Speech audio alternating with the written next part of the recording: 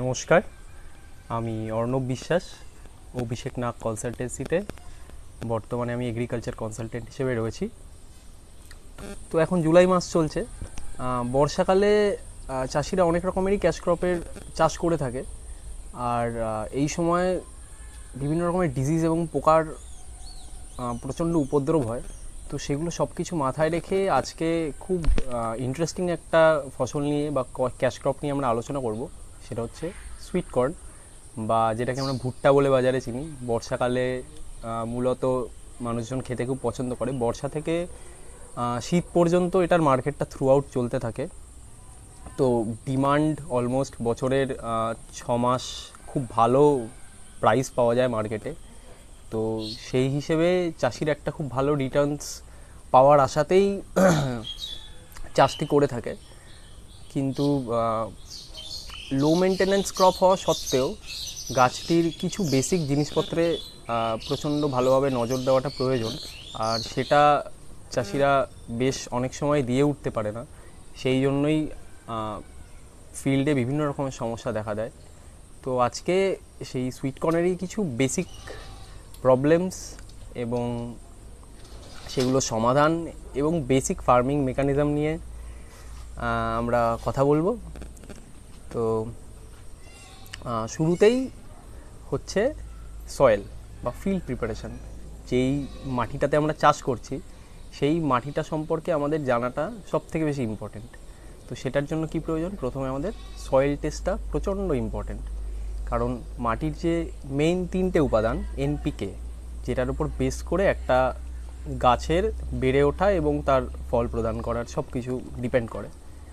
তো এনপিকের পার্সেন্টেজ একটা মাটিতে ঠিক কতটা আছে সেটা একটা চাষির পক্ষে জানাটা খুব ইম্পর্টেন্ট। আদারওয়াইজ মাটিতে কী কী নিউট্রিয়েন্টের প্রয়োজন সেটা না জেনে আমি নর্মালি দোকানে গেলাম, দোকানদার সে কী সেল করতে চায় তার নিজের পয়েন্ট অফ ভিউর উপর বেস করে চাষিদের কিছু একটা গুছিয়ে দিল। তারা না জেনে ওই ফার্টিলাইজার হোক, পেস্টিসাইড হোক, হোয়াট এভার, সেটা এনে জমিতে প্রয়োগ করে এবার আশা করছে যে ভালো ফলন পাবো, উইদাউট নোয়িং যে অ্যাকচুয়ালি মাটিতে কি আছে বা কিছু। তো সয়েল টেস্টিংটা খুব ইম্পর্টেন্ট। এনপিকে বেসিক, তারপর হচ্ছে জিঙ্ক, ক্যালসিয়াম, ম্যাগনেসিয়াম, যেগুলো মাইক্রোনিউট্রিয়েন্টস রয়েছে টোটাল 17টা। তো এগুলোরও কম বেশি পার্সেন্টেজ আমাদের জেনে নিলে খুব ভালো হয়। আর সয়েলের টেক্সচার ইউজুয়ালি সুইটকর্ন যে কোনো রকমের সয়েলেই হয়ে যায়। আর নিউট্রিয়েন্ট এবং ফার্টিলাইজার রিকোয়ারমেন্টও খুব বেশি নয়, কিন্তু ম্যানেজমেন্টটা প্রচণ্ড ইম্পর্টেন্ট। তো সয়েল টেস্ট এক গেল।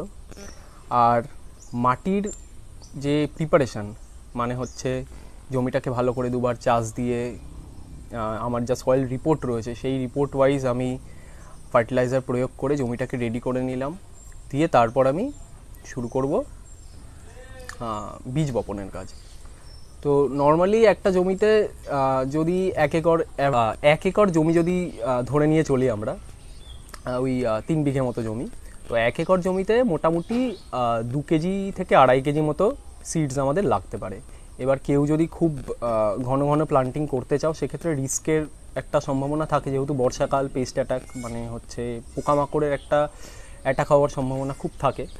তো আমি সাজেস্ট করব 2 থেকে 2.5 কেজি, যেটা ইউজুয়াল স্পেসিং রিকোয়ারমেন্টটা মেনটেন করে 1 একর ল্যান্ডের জন্য অপটিমাম। তো সিডটা নিয়ে নর্মালি আমার সয়েল প্রিপারেশন হয়ে গেল, বেড প্রিপারেশন হয়ে গেল, আমি সিডটাকে বপন করে দিলাম। তো 7 থেকে 10 দিনের মধ্যে আমার সিডলিংস ওঠা শুরু হয়ে যাবে এবং তারপর থেকে আমরা ফার্টিলাইজার রিকোয়ারমেন্ট, বেসেল ডোজ যেগুলো রয়েছে সেগুলো দিয়ে আমরা আমাদের ফার্মিং শুরু করব। এবার এখানে কিছু ব্যাপার আছে, সেটা হচ্ছে সিডটাকে বপন করার আগে সিড ট্রিটমেন্ট বা বীজের পরিশোধন সেটা করাটা খুব ইম্পর্টেন্ট। এটার জন্য ব্যাভিস্টিন ইউজ করতে পারেন, যে কোনো রকমের বাজারে অনেক রকমের সিড ট্রিটমেন্টের বিভিন্ন ওষুধ পাওয়া যায়, তো সেগুলো আপনারা ইউজ করতে পারেন। এবং ভুট্টার ক্ষেত্রে যেটা হারভেস্টিং টাইম, সেটা হচ্ছে মোটামুটি অপটিমাম 80 থেকে 90 দিন। কিন্তু এটা সাজেস্ট করা হয় যে সুইটকর্ন যেহেতু লোকজন একটু মিষ্টি খেতে পছন্দ করে বা একটু নরম হবে, টেন্ডার হবে, জুসি হবে, তো সেক্ষেত্রে সাজেস্ট করা হয় যে 70 থেকে 75 দিনের মধ্যে, মানে একটু ছোট যখন সাইজ, সেই সময় যদি একজন কৃষক সেটাকে হারভেস্ট করে বাজারে ছাড়ে, তাহলে সেটার কোয়ালিটি ওয়াইজ বাজার মূল্যটা খুব ভালো পাওয়া যায়। যেখানে 85 ডেজ বা 90 ডেজের যদি কাছাকাছি চলে যায়, সেক্ষেত্রে একটা প্রবলেম থাকে যে ভুট্টার যে দানাগুলো থাকে সেগুলো অনেকটা শক্ত হয়ে যায়। তো সেক্ষেত্রে ওটার ডিমান্ডটা মার্কেটে ওভাবে থাকে না, আর ইউজুয়ালি আমরা কেউই শক্ত ভুট্টা খেতে পছন্দ করি না। তো এটা একটা ব্যাপার মাথায় রাখতে হবে। তো আমরা 75 দিন থেকে 75 দিনের মধ্যে আমরা হারভেস্টিং পেয়ে যাচ্ছি। তো 1 একর ল্যান্ডে যদি কেউ ভুট্টা চাষ করে, তার কীরকম খরচ হতে পারে, আর সেই খরচের রিটার্ন হিসেবে একজন চাষি কত পেতে পারে। তো বেসিক যদি ধরা হয়, 1 একর জমির প্রিপারেশান থেকে শুরু করে, মানে সয়েল প্রিপারেশান, নিউট্রিয়েন্ট ম্যানেজমেন্ট, তারপর ফার্টিলাইজার ম্যানেজমেন্ট, সেচাই যদি ধরা হয়, আমি ড্রিপ ইরিগেশন ধরছি না, কারণ ড্রিপ ইরিগেশন একটা হিউজ খরচ। আমি নর্মাল যেটা ইউজুয়ালি ট্র্যাডিশনাল মেথডে ফ্লাড ইরিগেশন যেটা করে থাকে চাষিরা, সেটাই ধরে নিচ্ছি। এগুলো বেসিক ধরে 25 থেকে 30 হাজারের মধ্যে খরচ হয়। 30 হাজারটা বেশি বললাম, 30 হাজারের বেল্টের নিচেই খরচ হয়। আর রিটার্ন হিসেবে 1 একর জমিতে মোটামুটি 10 থেকে 12 টন মতো হারভেস্টিংয়ে ইল্ড পেতে পারে একজন কৃষক। তো 10 থেকে 12 টন হিসেবে যদি ধরা হয়, আর মার্কেট প্রাইস যদি আমি 10 টাকাও ধরি কেজিতে, সেক্ষেত্রে একজন চাষি মোটামুটি 1 লাখ থেকে 1,10,000 টাকা মতো রিটার্নস মানে সেল করে পেতে পারে। এবার এখান থেকে যদি প্রফিটের 30,000ই আমি বাদ দিয়ে দিলাম, 1,30,000 থেকে 1,10,000 থেকে আমি 30,000 বাদ দিলে মোটামুটি আমার 80,000 মতো প্রফিট আমার থাকছে। তো এক্ষেত্রে এটা অবশ্যই বলা যায় যে বর্ষাকালে সুইট কর্নের চাষ চাষিদের জন্য বেশ লাভজনক একটি চাষ। তো যেটা চাষিরা করছে, আমাদের পশ্চিমবঙ্গে উত্তরের দিকে খুব হয়, প্রচুর পরিমাণে চাষ করা হয় সুইট কর্ন, জলপাইগুড়ি, আলিপুরদুয়ার, কোচবিহার, শিলিগুড়ির আশেপাশে, দিনাজপুরে হয়, কিন্তু সেই তুলনায় দক্ষিণবঙ্গে খুব কম দেখা যায় জিনিসটা।